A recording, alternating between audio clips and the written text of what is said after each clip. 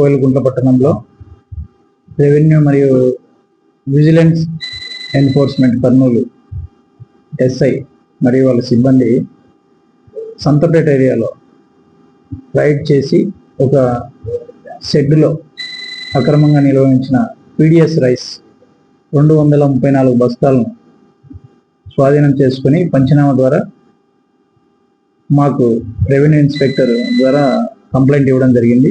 అందులో గడ్డం అమర్నాథ్ రెడ్డికి చెందిన బస్తాలుగా గుర్తించినట్లు ఫిర్యాదు ఇచ్చినారు. దీనిపైన ఈసీ యాక్ట్ ప్రకారం కేసు నమోదు చేసి దర్యాప్తు చేపడుతుంది. ఈసీ యాక్ట్ ప్రకారం అక్రమంగా పీడిఎస్ రైస్ నిల్వ ఉంచడం అనేది ఎసెన్షియల్ కమోడిటీస్ యాక్ట్ ప్రకారం నేరం కావున దాని ప్రకారం కేసు నమోదు చేసి దర్యాప్తు చేపట్టడం.